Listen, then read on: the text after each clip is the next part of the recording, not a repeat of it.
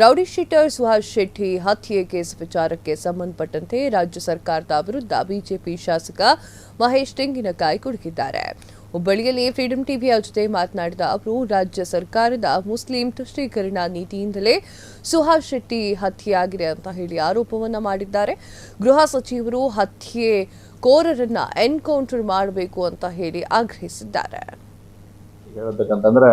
ಹುಬ್ಳಿಯಲ್ಲಿ ಹಿಂದೆ ಬಹಳ ದೊಡ್ಡ ಪ್ರಮಾಣದಲ್ಲಿ ಹುಬ್ಳಿ ಪೊಲೀಸ್ ಸ್ಟೇಷನ್ ಮೇಲೆ ನೋಡಿ. ಇವತ್ತು ಕರ್ನಾಟಕದ 2 ವರ್ಷದ ಸಾಧನೆ ಅಂತಂದ್ರೆ ಇವತ್ತು ಕಾನೂನು ಸುವ್ಯವಸ್ಥೆ ಅನ್ನೋದು ಕರ್ನಾಟಕದಲ್ಲಿ ಸಂಪೂರ್ಣವಾಗಿ ಹದಗೆಟ್ಟು ಹೋಗಿದೆ. ಇವತ್ತು ಆ ಕಾರಣಕ್ಕಾಗಿ ಈ ರೀತಿಯಾದಂತಹ ಹತ್ಯೆಗಳನ್ನ ಇವತ್ತು ಕರ್ನಾಟಕದಲ್ಲಿ ಆಗ್ತಾ ಇದ್ದಾವೆ. ಎರಡನೇದ್ದು, ನಾವು ಏನು ತುಷ್ಟೀಕರಣ ನೀತಿ ಅಂತ ಏನಂತೇವೆ, ಅಫೀಸ್ಮೆಂಟ್ ಪಾಲಿಟಿಕ್ಸ್ ಅನ್ನುವಂಥದ್ದು ಏನಂತೇವೆ, ಅದು ಇವತ್ತು ಕರ್ನಾಟಕದಲ್ಲಿ ಪರಮೋಚ್ಚ ಅವಧಿಗೆ ತಲುಪುವಂತ ಸಾಧ್ಯತೆಗಳು ನಾವು ನೋಡ್ತಾ ಇದ್ದೇವೆ. ಈ ಎಲ್ಲಾ ಘಟನೆಗಳನ್ನ ನಾವು ಮರುಕಳಿಸಿ ಹೇಳಬೇಕಂತಂದ್ರೆ, ಹುಬ್ಳಿಯಲ್ಲಿ ಹಿಂದೆ ಬಹಳ ದೊಡ್ಡ ಪ್ರಮಾಣದಲ್ಲಿ ಹುಬ್ಳಿ ಪೊಲೀಸ್ ಸ್ಟೇಷನ್ ಮೇಲೆ ಘಟನೆ ಆಗಿತ್ತು. ಸರ್ಕಾರ ಬಂದ ಮೇಲೆ ಏನ್ ಮಾಡ್ತು, ಅವ್ರನ್ನೆಲ್ಲ ಬಿಡುಗಡೆಗೊಳಿಸ್ತಕ್ಕಂಥ ಪ್ರಯತ್ನ ಮಾಡಿ ಅವ್ರನ್ನ ಬಿಡುಗಡೆಗೊಳಿಸಕ್ಕೆ ಏನೇನು ಮಾಡಬೇಕು ಆ ಎಲ್ಲ ಪ್ರಯತ್ನ ಸರ್ಕಾರ ಮಾಡಿತು. ಡಿಜೆಹಳ್ಳಿ ಕೆಜೆಹಳ್ಳಿ ಗಲಭೆ ನೋಡಿದ್ವಿ. ಅದಾದ್ಮೇಲೆ ಹುಬ್ಳಿ ಗಲಭೆಗೆ ಪ್ರೇರಿತವಾಗಿ ಉದಯಗಿರಿಯಲ್ಲಿ ಸ್ಟೇಷನ್ನಲ್ಲಿ ಕೂಡ ಅದೇ ತರನಾಗಿರ್ತಕ್ಕಂಥ ಗಲಭೆ ಆಯಿತು. ಆದರೆ ಯಾವುದೇ ರೀತಿಯಾದಂಥ ಆ್ಯಕ್ಷನ್ ಅನ್ನುವಂಥದ್ದು ಸರ್ಕಾರದ ಕಡೆಯಿಂದ ಆಗಲಿಲ್ಲ. ಯಾವಾಗ ಹೋರಾಟ ಮಾಡಿದ್ರು ಅವಾಗ ಅವ್ರ ಮೇಲೆ FIR ಮಾಡತಕ್ಕಂಥ ಪ್ರಯತ್ನವನ್ನು ಮಾಡ್ತಾ ಇದ್ದಾರೆ. ಹೀಗಾಗಿ ಈ ರೀತಿಯಲ್ಲಿ ಇವತ್ತೆಲ್ಲ ಆ ರೀತಿಯಾಗಿರ್ತಕ್ಕಂಥ ಏನು ಆಂಟಿ ಎಲಿಮೆಂಟ್ಸ್ ಅಂತಿದ್ವಿ, ಅವರೆಲ್ಲರಿಗೂ ಒಂಥರ ಪಂಜರದಿಂದ ಹೊರಗೆ ಬಿಟ್ಟು ಗಿಳಿತರಾಗಿ ಅವರೆಲ್ಲರ ಓಡಾಡ್ತಾ ಇದ್ದಾರೆ. ಇವತ್ತು ಸುಹಾಸ್ ಶೆಟ್ಟಿ ಅಂತಕ್ಕಂಥ ಹಿಂದೂ ಕಾರ್ಯಕರ್ತ, ಬಹಳಷ್ಟು ಕೆಲಸ ಕಾರ್ಯಗಳನ್ನು ಮಾಡ್ತಕ್ಕಂಥ ಕಾರ್ಯಕರ್ತನ ಮೇಲೆ ನಿನ್ನೆ ನಡೆದಿರ್ತಕ್ಕಂಥ ಘನಘೋರ ಕೊರತೆ, ಯಾರು ನೋಡಿದ್ರು ಕೂಡ ಅದನ್ನ ಸಹಿಸಿಕೊಳ್ಳಕ್ಕೆ ಆಗಲಾರದ ರೀತಿಯಲ್ಲಿ ಇವತ್ತು ಅವನ ಹತ್ಯೆಯನ್ನು ಮಾಡುವಂಥದ್ದನ್ನು ಮಾಡಿದ್ದಾರೆ. ಹೀಗಾಗಿ ನಾನು ಈಗಾದರೂ ಸರ್ಕಾರಕ್ಕೆ ಆಗ್ರಹ ಮಾಡ್ತೇನೆ, ನಿಮ್ಗೆ ಯಾವ ಫುಟೇಜು ಏನಿಲ್ಲ, ಎಲ್ಲ footage everything is very clear ಇದೆ.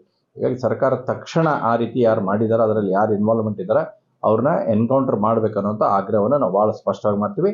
ಇನ್ನು ಹಿಂದೂಗಳ ಭಾವನೆಯನ್ನು ಕೆಣಕ್ತಕ್ಕಂಥ ಕೆಲಸವನ್ನ ಸರ್ಕಾರ ಇನ್ನಾದರೂ ಬಿಡಬೇಕು. ಒಂದ್ಸಲ ಇದೇ ರೀತಿಯಾಗಿ ತುಷ್ಟೀಕರಣ ನೀವು ಮುಂದುವರಿಸುವಂಥದ್ದಾತಂದ್ರೆ ನಾಳೆ ಹಿಂದೂಗಳು ಯಾವುದೇ ಕಾರಣಕ್ಕೂ ಕೈಯಲ್ಲಿ ಏನಾದ್ರು ತಗೊಳ್ಳಲಾರದಂಥ ರೀತಿಯಲ್ಲಿ ನಾವು ಈಗ ವಿನಂತಿ ಮಾಡಕತ್ತೀವಿ.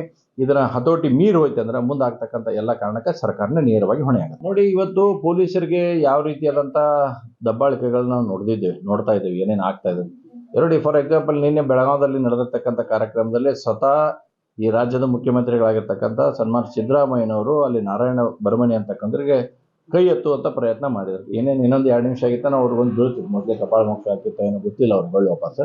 ಇನ್ನು ಪೊಲೀಸರಿಗೆ ಯಾವ ನೈತಿಕ ಸ್ಥೈರ್ಯ ಉಳಿತೈತೆ ನಮಗೆ? ಪೊಲೀಸರ ಅಧಿಪತನ ಇವತ್ತು ಅಧಿಪತನ ಅಂತ ಇರುತ್ತೆ, ಆ ನಿಟ್ಟಿನಲ್ಲಿ ಹೋಗುವಂಥದ್ದಾಗುತ್ತೆ. ಹುಬ್ಳಿಯಲ್ಲಿ ಅಕ್ಕಿ ಕಳ್ಳರು ಮಾಡಿದ್ರು, ಅವ್ರ ಬಗ್ಗೆ ನಾವು ಹೇಳಿದ್ವಿ ಪೊಲೀಸ್ ಸ್ಟೇಷನ್ಯಾಗೆ, ಅವ್ರ ಮೇಲೆ ಪ್ರೆಷರ್ ಬಂದು ಅವ್ರನ್ನೆಲ್ಲ ಬಿಡುವಂಥ ಕೆಲಸ ಮಾಡಿದ್ರು. ಯಾಕಾದ್ರೆ ಅಲ್ಪಸಂಖ್ಯಾತರ ಅದನ್ನು ಒಂದೇ ಒಂದು ಕಾರಣಕ್ಕಾಗಿ ಈ ರೀತಿ ಇವತ್ತು ಪೊಲೀಸರ ಮಾನಸಿಕ ಸ್ಥೈರ್ಯವನ್ನ ಕುಸಿಲಿಕ್ಕೆ ಇವತ್ತು ಯಾರು ಕಾರಣ ಅಂದ್ರೆ ನೇರವಾಗಿ ಕಾಂಗ್ರೆಸ್ ಸರ್ಕಾರ ಇವತ್ತು ಕಾರಣ ಐತಿ. ಈ ಎಲ್ಲ ಕಾರಣಕ್ಕಾಗಿ ಇವತ್ತು ಪೊಲೀಸರು ಕೈ ಕಟ್ಟಿ ಹಾಕೊಂಡು ಕುಂದಿರುವಂಥ ಪರಿಸ್ಥಿತಿ ಬಂದೈತಿ. ನೋಡಿ, ತಾವು ಹೇಳಿದಾಗ 1 ತಿಂಗಳ ಹಿಂದೆ ಇದಕ್ಕೆ ಅನಾಮಧೇಯ ಪೋಸ್ಟ್ ಬಂದಾಗ ಸರ್ಕಾರ ಇದ್ರ ಬಗ್ಗೆ ಎಚ್ಚೆತ್ತುಕೊಳ್ಬೇಕಾಗಿತ್ತು, ತಕ್ಷಣ ಅದ್ರ ಬಗ್ಗೆ ಕ್ರಮ ನೋಡಬೇಕು, ಅದ್ರ ಹಿನ್ನೆಲೆ ಮುನ್ನೆಲೆ ಏನಂತ ಯೋಚನೆ ಮಾಡಬೇಕಾಗಿತ್ತು, ಅಥವಾ ಸುಹಾಸ್ ಶೆಟ್ಟಿಯನ್ನು ಕರೆದು ಏನಾಗ್ತಾ ಇದೆ ಅಂತ ಕೇಳುವಂತ ಸೌಜನ್ಯರು ತೋರಿಸ್ಬೇಕಾಗಿತ್ತು. ಆದ್ರೆ ಅದನ್ನು ಯಾವುದನ್ನು ಮಾಡ್ಲಾರ್ದನೆ ಒಬ್ಬ ವ್ಯಕ್ತಿಯನ್ನ ಇವತ್ತು ಬಲಿ ಕೊಡ್ಲಿಕ್ಕೆ ಯಾರು ಕಾರಣ? ನೇರವಾಗಿ ಇದಕ್ಕೆ ಸರ್ಕಾರನೇ ಹೊಣೆಗಾರ.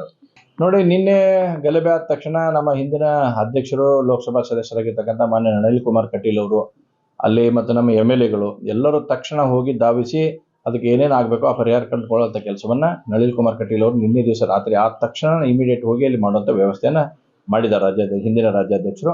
ಇವತ್ತು ಭಾರತೀಯ ಜನತಾ ಪಾರ್ಟಿ ರಾಜ್ಯಾಧ್ಯಕ್ಷರು ಇವತ್ತು ಹೋಗ್ತಾ ಇದ್ದಾರೆ. ಉಳಿದ ನಮ್ಮೆಲ್ಲ ನಾಯಕರು ಕೂಡ ಅಲ್ಲಿ ದೌಡಾಯಿಸ್ತಾ ಇದ್ದಾರೆ. ಭಾರತೀಯ ಜನತಾ ಪಾರ್ಟಿ ಇದನ್ನ ಕೈ ಕಟ್ಕೊಂಡಿರುವಂಥ ಪ್ರಶ್ನೆ ಇಲ್ಲ. ಹಿಂದೂಗಳ ಈ ರೀತಿಯಾದಂಥ ಬರ್ಬರೆ ಹತ್ಯೆ ಆಗಕತ್ತಂತಂದ್ರೆ ಸರ್ಕಾರ ಇದರ ಬಗ್ಗೆ ಎಚ್ಚೆತ್ತುಕೊಳ್ಬೇಕು. ಇವತ್ತು ಬಹಳಷ್ಟು ಅನಾಹುತಗಳು ಇವತ್ತು ಸಂಭವಿಸ್ತದ. ಹೀಗಾಗಿ ಅಧಿಕಾರ ಇವತ್ತು ಬಹಳ ಇರುತ್ತಾ ಹೋಗುತ್ತಾ ಅನ್ನೋಂಥದ್ದು ಮುಖ್ಯ ಅಲ್ಲ. ಲಾ ಆ್ಯಂಡ್ ಆರ್ಡರ್ ಮೇಂಟೈನ್ ಮಾಡೋದು ಬಹಳ ಇಂಪಾರ್ಟೆಂಟ್ ಆಗಿರ್ತಕ್ಕಂಥ ಕೆಲಸ ರಾಜ್ಯದಲ್ಲಿ. ಹೀಗಾಗಿ ಇವತ್ತು ಲಾ ಆ್ಯಂಡ್ ಆರ್ಡರ್ ಅನ್ನುವಂಥದ್ದು ಸಂಪೂರ್ಣ ಕುಸಿತಾಗಿ ಕರ್ನಾಟಕದಲ್ಲಿ ನೆಲ ಕಚ್ಚಿ ಹೋಗುವಂಥ ನಿಟ್ಟಿನಲ್ಲಿ ಆಗಿದೆ. ಒಂದು ಕೂಡ ಇವತ್ತು ಸನ್ಮಾನ್ಯ ಗೃಹ ಸಚಿವರಾಗಿರ್ತಕ್ಕಂಥ ಪರಮೇಶ್ವರ್ ಅವರು 1 ಅಕ್ಷರ ಏನು ಹೇಳುವಂಥ ಪ್ರಯತ್ನ ಮಾಡಿಲ್ಲ.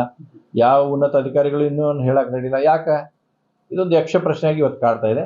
ಹೀಗಾಗಿ ಸರ್ಕಾರ ತಕ್ಷಣ ಇದ್ರ ಮೇಲೆ ಕ್ರಮ ತಗೊಂಡು ಸರ್ಕಾರ ಇನ್ನಾದರೂ ಕೂಡ ಎಚ್ಚೆತ್ತುಕೊಳ್ಳಿ. ಇವತ್ತಿನ ಮಟ್ಟ ನಿದ್ರಾ ವ್ಯವಸ್ಥೆಯಲ್ಲಿ ಇನ್ನಾದರೂ ಎಚ್ಚೆತ್ಕೊಂಡು ಯಾರು ನಿನ್ನೆ ಸುಹಾಸ್ ಶೆಟ್ಟಿ ಹತ್ಯೆಯನ್ನು ಮಾಡಿದಾರ ಅವ್ರಿಗೆ ಎನ್ಕೌಂಟರ್ ಮಾಡ್ರಿ. ಏನು ಪ್ರಾಬ್ಲಮ್ ಐತಿ ನಿಮಗೆ? ಈಗ ಹುಬ್ಳಿ ಒಳಗಾಗಿತ್ತು, ಹುಬ್ಳಿ ಒಳಗಾದಾಗ ಮಾಡ್ಲಿಲ್ವಾ? ಮಾಡಿ ಹೋಗಿ ಇಂಥ 4 ಜನ ಮಾಡಿ ಹೋಗಿದ್ರೆ ರಾಜ್ಯದಲ್ಲಿ ಕಾನೂನು ಸುವ್ಯವಸ್ಥೆ ತಾನಾ ತಹಬದಿಗೆ ಬರ್ತಕ್ಕಂಥ ಕೆಲಸ ಆಗುತ್ತೆ. ನೀವು ಬಿಟ್ಕೊಂತ ಹೋದ್ರೆ ಇನ್ನೂ 10 ಮಂದಿ ಹತ್ಯೆ ಆಗುತ್ತೆ.